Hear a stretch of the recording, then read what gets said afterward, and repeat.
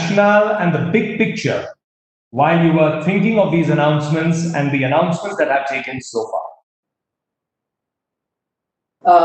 Thank you, Nalin. Thank you, BJP, for having me. Namaskar to all of them, all participants who are joining in today.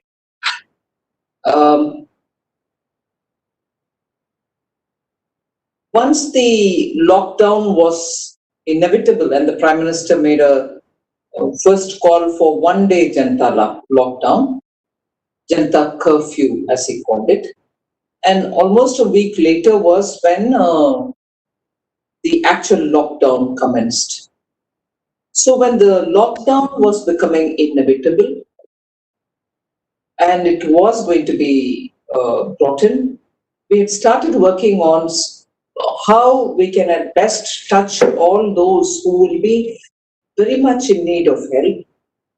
And one guiding philosophy was, because of this disruption, there should not be anyone. Because of this disruption, we didn't want anyone going hungry.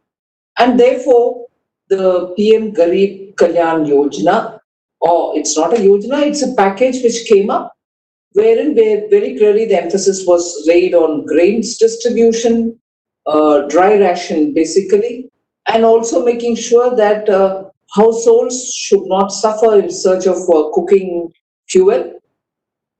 So cooking gas distribution was also made a part of it, and some initial household expenditure, direct transfer was also made a part of this package.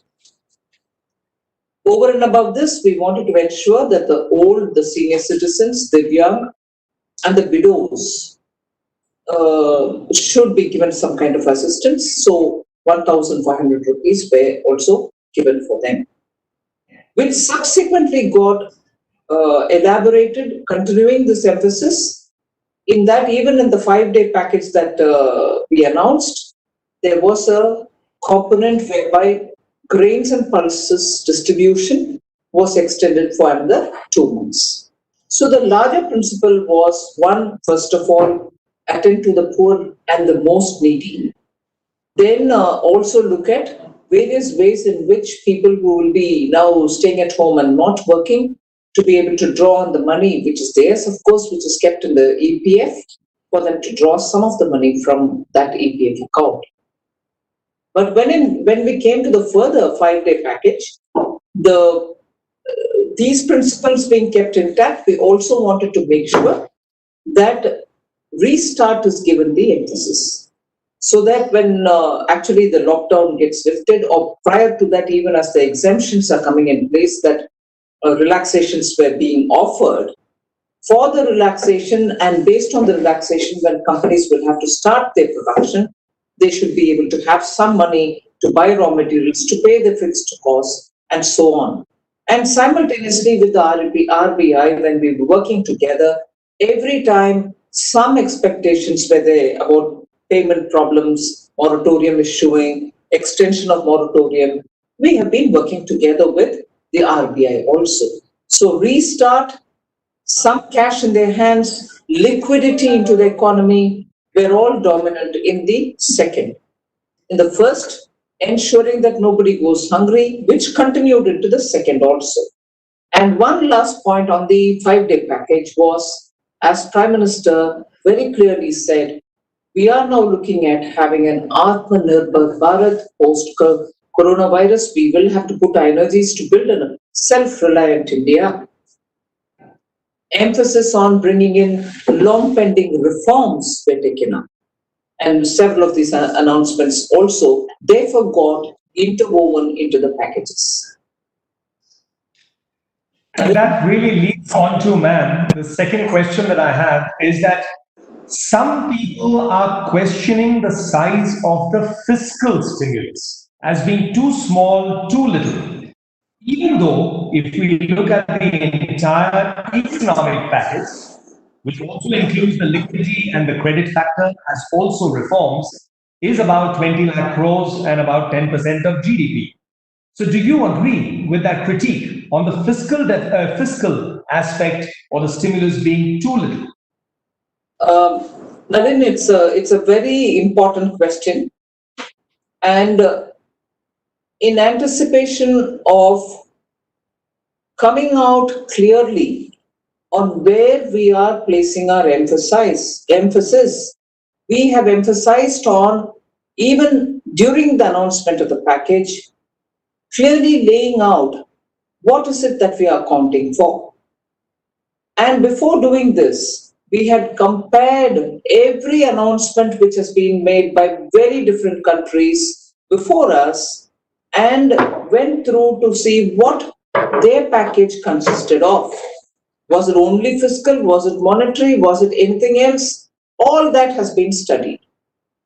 And at no point in time we should, and I'm saying it before us, at no point in time we should be confused about this, because every country has brought in a basket of measures, some fiscal, some monetary, some guarantees, some reserve bank liquidity, central bank liquidity, and so on. So, first of all, to think that all other countries have come up with very clearly only outgoes from the budget, and not as though they have underplayed everything else that they've done.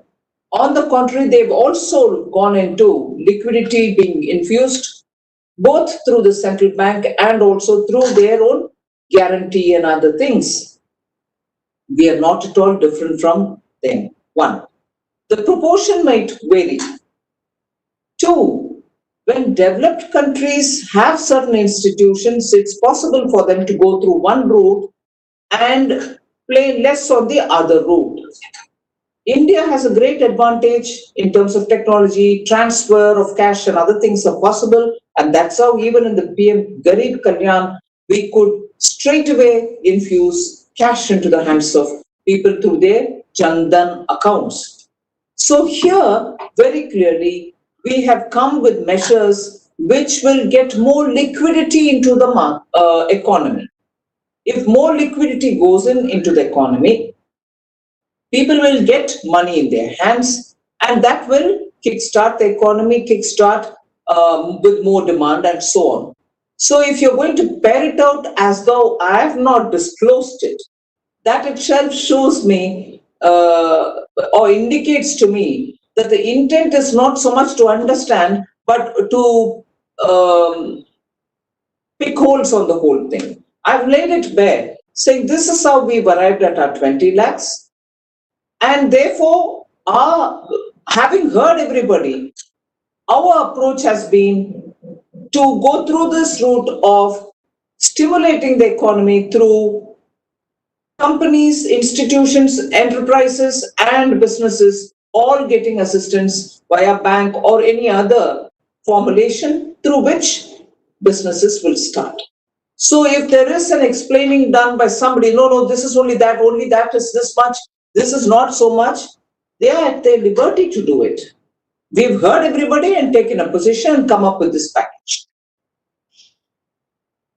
But Finance Minister, there are a few concerns because it appears that significant sectors have not been addressed or they seem to have been left out. Let me give a few examples. Let's take automobiles, where demand is virtually not there. Let's take in the lockdown what's happened in the service sector, whether it's tourism, hotels, hospitality, and they pay very large, they pay train staff, salaries are going, they have overheads. They are in a bad state currently. We look at retail, barring essentials, retail has suffered. And then if you look at another field, which is say events, entertainment, artists, they have taken a beating and their outlook looks bleak. So are there any plans for such sectors that so far appear not to have been addressed? Nalin, that approach has a bit of a problem. We have taken this approach, and when we announced the scheme, we have not taken any one sector, if you notice. Except when we are talking about reform, I would have spoken about agriculture, except when I'm talking about infusion of life for power sector, which is undergoing reforms. Other than that, I have not come up with any sectoral references. When what has now become to be called as MSME package, it includes MSME and also aims at touching others too.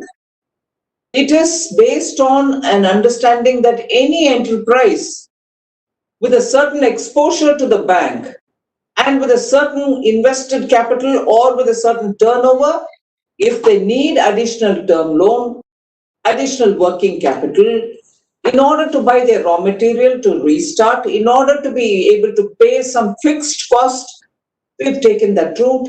And in fact, even yesterday when I had a meeting with all the bank's chairman and the managing directors, executive directors, I had clearly explained it to them that this has got to be automatically provided to everybody. We are not giving it to the MSME at the exclusion of others. Anyone who wants to get some assistance from the bank are very welcome to go, and I've made this plain to the banks also. So from 1st June, I expect liquidity to flow, credits to be enhanced, term loans to be given additionally without any new collateral. So the sectors that you're referring to can also benefit through this, can also approach the banks and seek this. And this has been made very plain to the banks.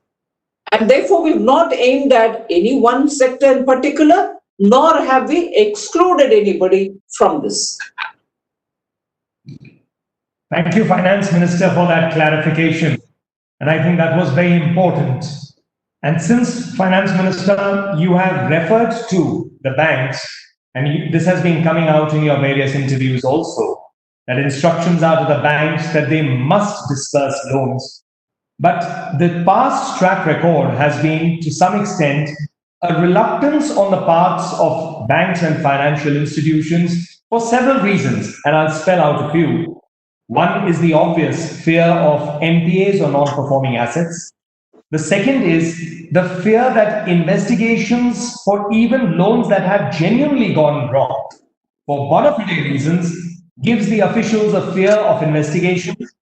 And a third is a related line, which is that SIDBI, as an agency that refinances or refunds the bank's amount, they don't adhere to a fixed timeline. So banks also are worried about their balance sheets and their entire credit worthiness. So when you are interacting with the banks and their top management, is this message also going that do not worry about this? Are these concerns being addressed, ma'am? Absolutely. And you've raised a very important issue, and I definitely would like to give it a bit of an elaborate answer. All the 3 points that you raised as concerns which banks have had in their minds earlier and may have even now are absolutely well-founded. In fact, through my last 7-8 months, I've spent at least 3 different times with the banks to say the fear of the 3 C's, as they refer to it, the CBI, CVC, and also the CAG, should not be in their minds. And at one point in time, I had the CBI director and 2 joint directors who deal with these matters come and sit. And those days it wasn't social distancing, so all the bank officials had come. We sat in one large room and discussed threadbare as to where this fear comes from. And subsequently, we also came back to remove from circulation and also withdraw some of the orders which the Department of Financial Services had issued, thereby giving some confusing messages. So as regards the 3 C's, based on which they were very scared, we have withdrawn the notifications which may have caused some fear. Also formed a CVC Vigilance Vetting Committee. It's not CVC, it's so much a Vigilance Vetting Committee headed by an eminent person who, before the cases from the bank go to the RBI, would vet the cases to see if there's a vigilance angle. If there is no vigilance angle, it shall not be sent to the CBI or to the RBI. It would go back to the bank saying, enough of CBI references, you can take a departmental action and finish it off there. So that step is also being taken by us. Second point about what if commercial decisions taken by the banks faced with a difficulty when the decision goes foul because of commercial failure, a genuine commercial failure. Even on that, we have made sure that banks are sure that if you take a decision and that goes bad, and if there's no malified, we shall not do anything, and you can please go ahead. This was an assurance given some time back before the budget of February this year, 2020. But now, yesterday, I have reiterated that by saying if a decision goes wrong and if there is a loss, if government has given 100% guarantee now, it is not going to be on that individual officer, nor is it going to be on the bank, and therefore, without fear, they should take this automatic route in the sense everybody is eligible for additional term loan and additional working capital unless the client himself says, no, I don't want it, I'm okay, you may go ahead doing it with others. So that is the second. And the third is about how risk, am I right? Am I remembering Yes, right?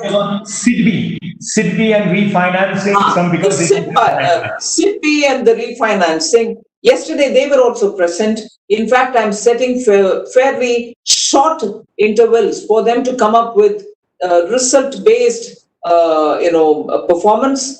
I shall be monitoring them on a weekly basis, I've told them, and they should therefore speed up. This alert was given to them even as we were just about announced the 5-day package, and therefore work has already commenced. They're already moving. Like the NABARD has already gone ahead issuing monies to the farmers, which was also one of the big announcements made. So in a way, I think on all these 3 points, we have tied the loose ends. Now it's a question of me monitoring to execute it in time. It's heartening, Finance Minister, to know about that. And even more importantly, that there is a follow-up mechanism that you have referred to in terms of the follow-up to see that things are happening as per the direction of the government. Which I'd like to please track with your permission is yesterday, the Reserve Bank of India governor has highlighted a widespread concern, which is the contraction of demand. Now, when can we see steps to address this factor? And given the fiscal challenges that everyone accepts, how would we get money literally in the hands of the consumers? This 5-day package obviously has been done in consultation with a whole lot of economists who met the Prime Minister, who sent letters to me, who, after the Prime Minister's consultation, the PMO sent the input back to me, and also very many academicians, ex-bankers, ex-finance secretaries, and people like that. Not exactly finance secretary, ex-finance ministry officials, and so on. So, and industry themselves. So the package itself was designed keeping in mind that we are facing a situation which is exceptional, and therefore whether the contraction is going to be this much or that much, we didn't have the luxury of data to be even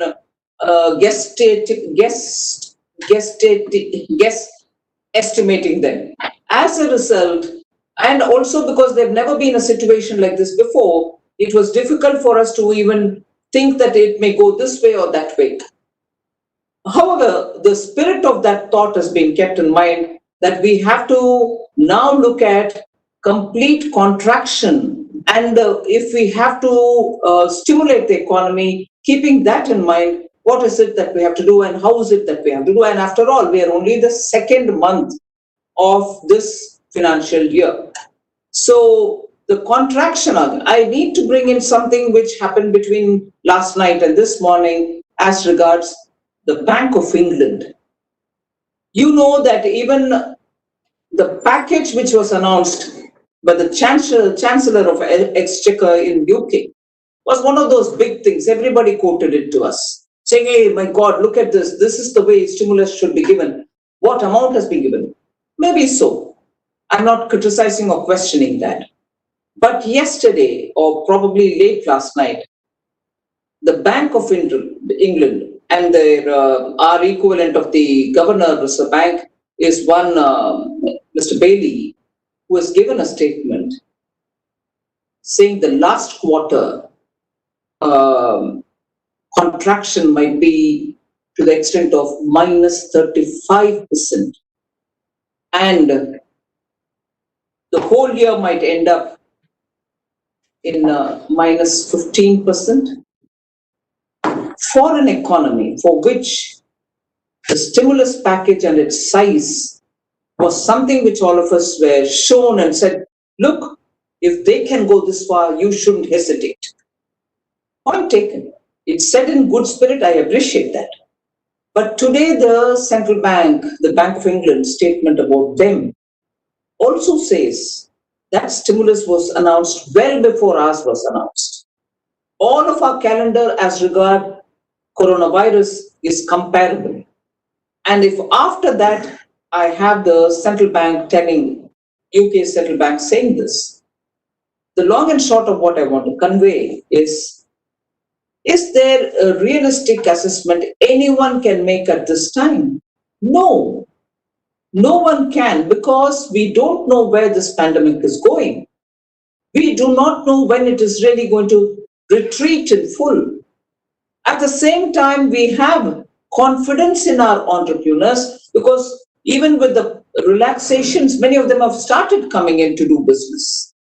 So I would only pay a lot of weight to that development and see as we go what further they want us to do. So it will be too early for me to assess. At the same time, too early for me to think that nothing is going to change. I'm sure the Indian entrepreneurs are also going to come out after they test the waters post the lockdown. We'll have to see how it goes as we go along. That's an important piece of information, ma'am. And just to build on that very briefly, is you have in your earlier interactions with the media also said that the approach is to see, which you just highlighted, how things pan out, because we don't know in this evolving situation how things are. And it would reassure, I think, everyone that there appears to be some headroom or leeway that you as the finance minister are keeping in mind, because this is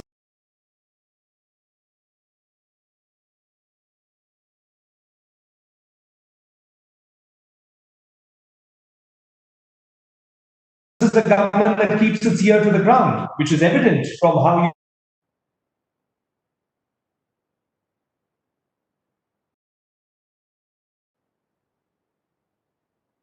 think now for this stage, how much we have done with a lot of consultation. I'm not closing the door at all. I want to keep getting the inputs from the industry, from the various sections of our society, implement what I have announced well and completely at that. And depending on how things pan out, we'll have to, respond accordingly. So, as I repeatedly say for myself and for others, we are only 2 months old in this year. We have 10 months to go.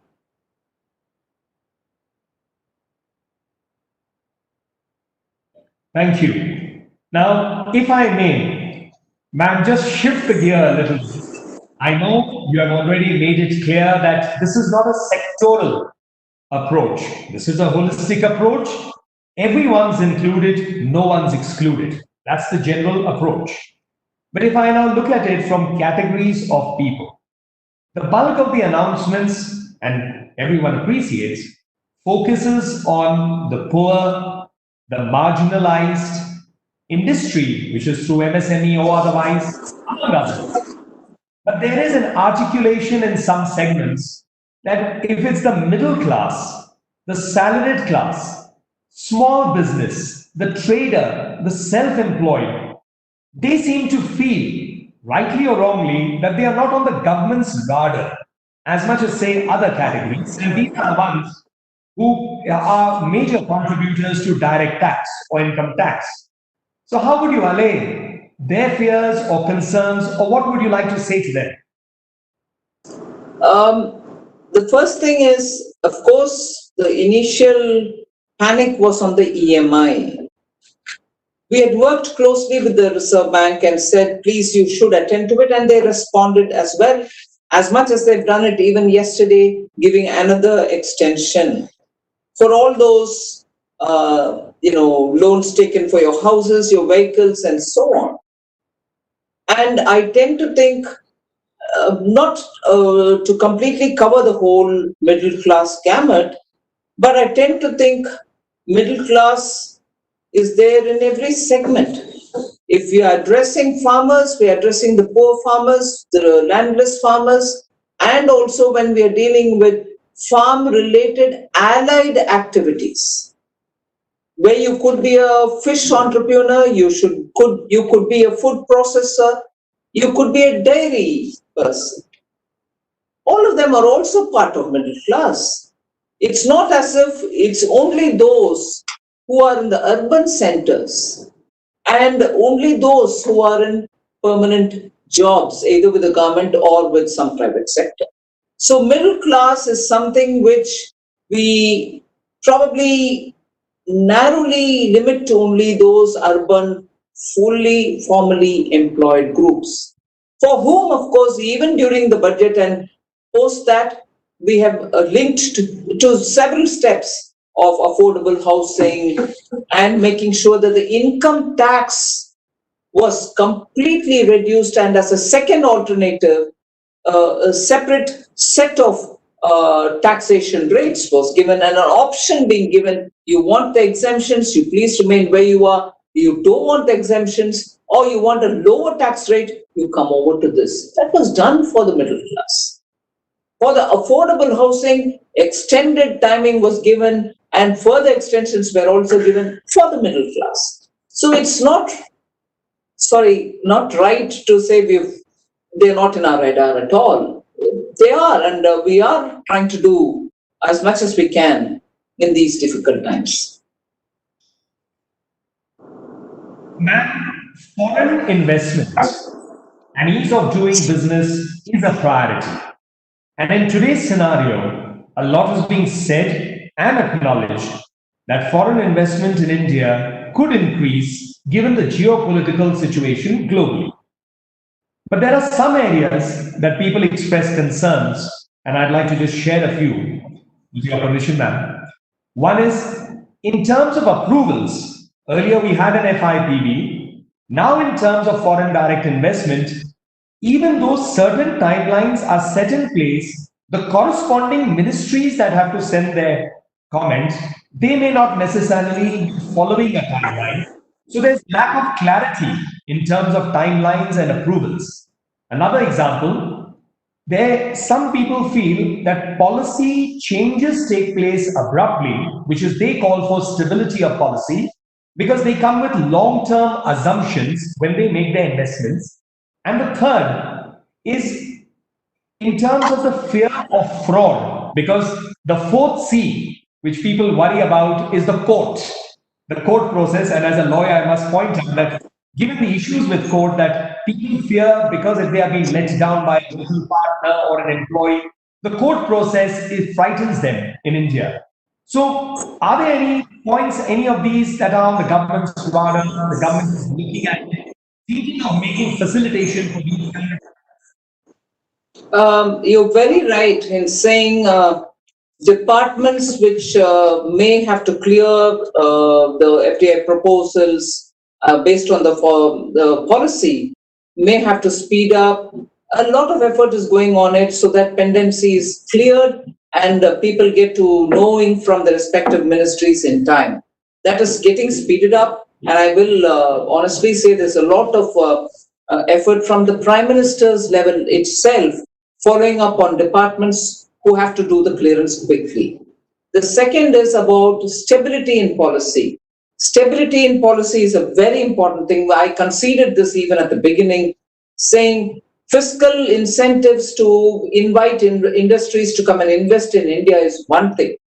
But if you're not going to be able to simplify your compliance schedules, if there is no consistency in policy, if there is no certainty, the fear in the minds of the industrialists is, I've come in at a time when taxation is like this, that's fine by me. But the fear is in their minds, what if it changes? Changes like the way it changed during the UPA regime, and a retrospective tax is brought in. How will their business planning go forward? Won't it be thrown out of the window?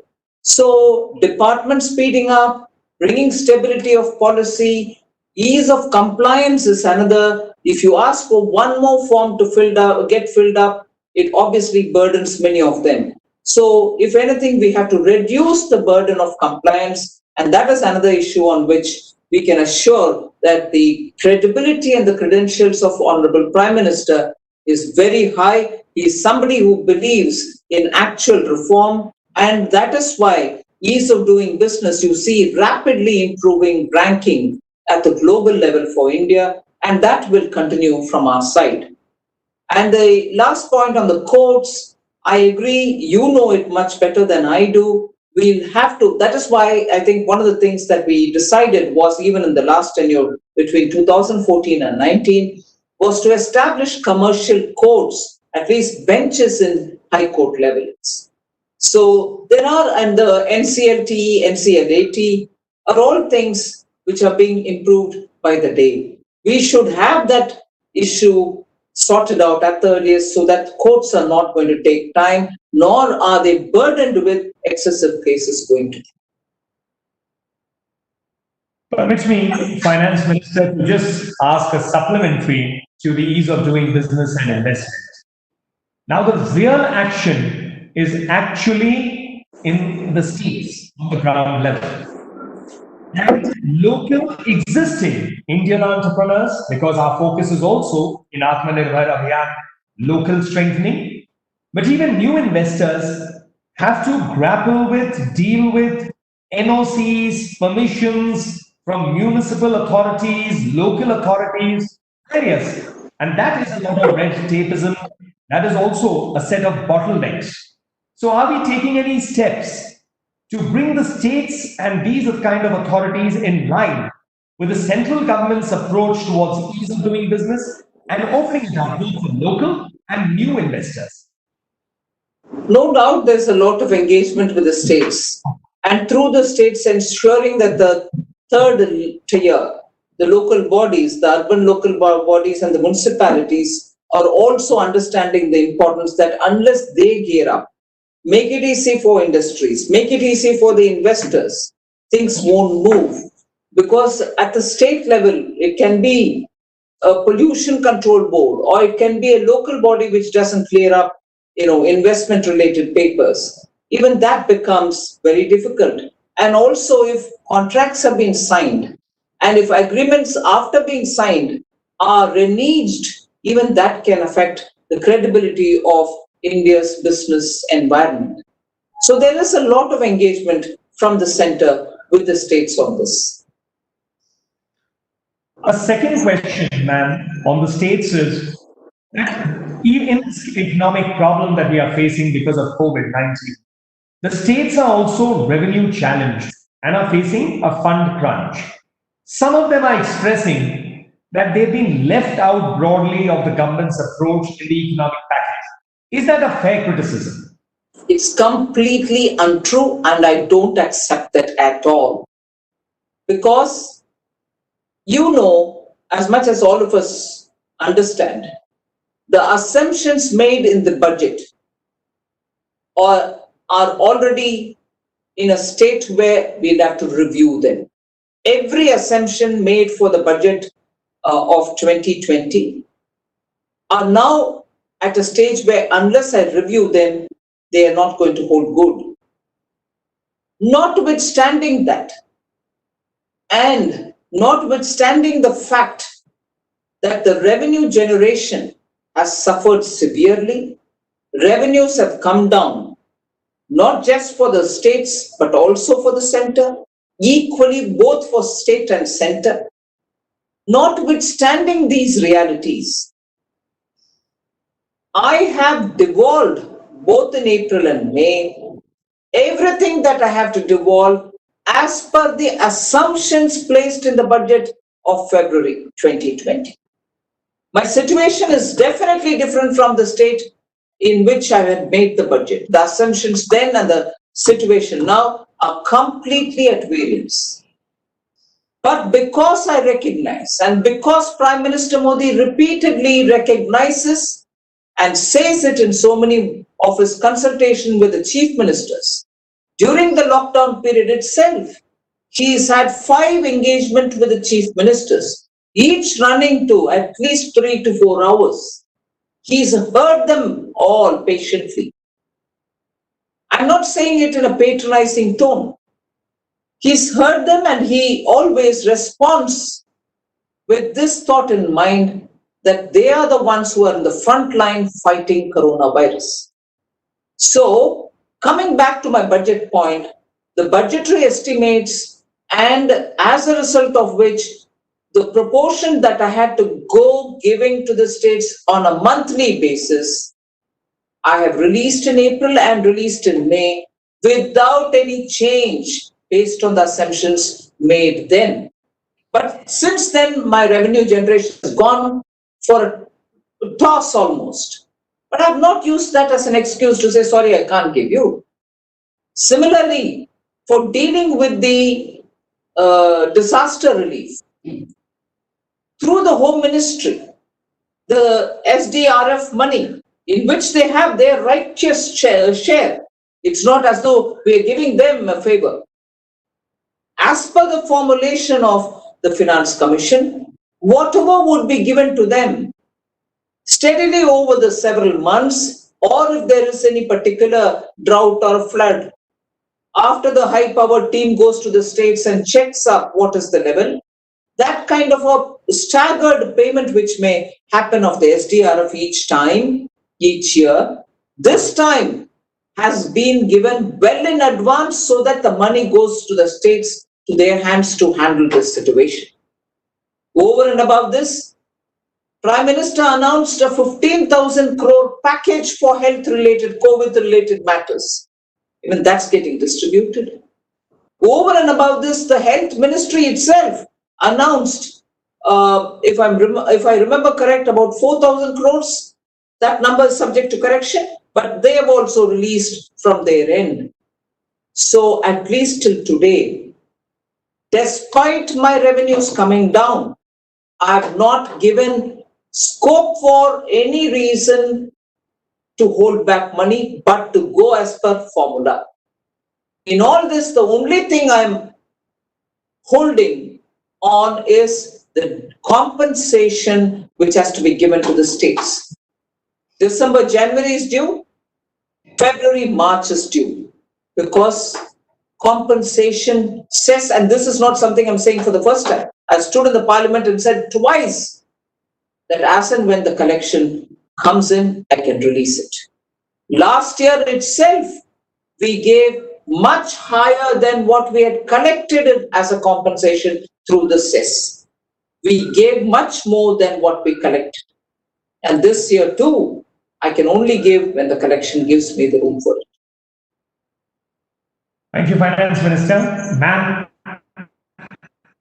I'm going to ask a question that is related to a legacy approach.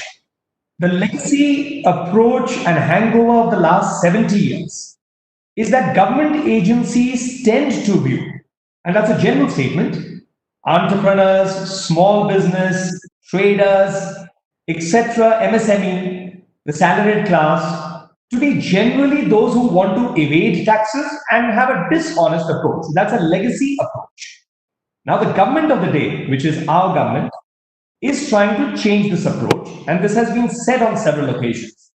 But my question is, what steps and how can we ensure that agencies actually support people in their businesses, in their approach, so that they focus on the growth of their business rather than have a fear of the agencies and have to battle against procedure? You're right. In this, on Prime Minister's encouragement and advice, we have very clearly used technology to ensure that anything that which is achievable by big data use shall be done through the big data itself and from being at a distance. So if it is an income tax assessment which is being questioned, an income tax survey which has to be done, or search which has to be done, none of them will happen unless the data is highlighting, red flagging something. And when it is red flagged, it will have to get the clearance from the central headquarters of the CBDT or the CBIC, and only then will they be even questioned. And even then, they will be questioned only on the digital mode. Post that, their reply comes, and if there's any questions further, even that will be on digital mode. No visits to the premise of the taxpayer will be entertained. Even appeals on any tax-related matters will be on digital mode. That is why we go on saying faceless assessment. In the recent budget, I've even said faceless appeals. And therefore, on the issue of harassment, Prime Minister is absolutely clear and moving ahead fast that we should not be doing anything face-to-face mode, but everything should be done from remote and through digital platforms so that no one fears a visit by an income tax authority. So that is an example I've taken, but most often that's the way we are going about. In fact, now even for this package related credit, which has to be extended by banks, we've said contact them through their mails, contact them through their phones, and say if they can even get a stamp paper signed digitally, they should encourage it, particularly because of social distancing and COVID. Some areas in red areas, some in green. Don't make people travel physically over to your offices, bank branches. If it is possible, do it on the digital mode. Finance Minister, ma'am, I will just add to this on a personal note that I don't use internet banking. I bank with one of the public sector banks primarily, Indian Overseas Bank. And I'm happy to say that I'm interacting over my registered email with them, giving them instructions, and they do accept those instructions, and I'm able to do it remotely today. So I'm sure those who are looking for loans and those who are looking for the development and the dispersal of this economic package will have a lot of hope from what you have said, Finance Minister. And I move, ma'am. Thank you, ma'am. I move, ma'am, to my last question, and with your permission, after your answer, a short closing comment, is that this is a very, very stressed out time for everyone. How do you do that? And how do you deal with the stress? Well, first of all, I don't singularly bear the stress. As you know, Prime Minister, Prime Minister's office, all the various ministries and departments are all working together. Although I have made the announcements, I have sat with the finance secretaries, every secretary in the ministry, and worked together with the secretaries of the department. It is actually the truth that all of us have together worked on it and under the leadership of the Prime Minister. So I'm not singularly bearing it all. But for that little that I may be involved in it, I come back home to a good lot of music. My family takes care of, attending to everything that I shouldn't be worried about. And therefore, it's all right. Thank you, ma'am. It's been a pleasure. We know that the government has been working overtime 24 hours a day since the lockdown happened. We wish you a restful weekend. Once again, thank you. Thank you very much.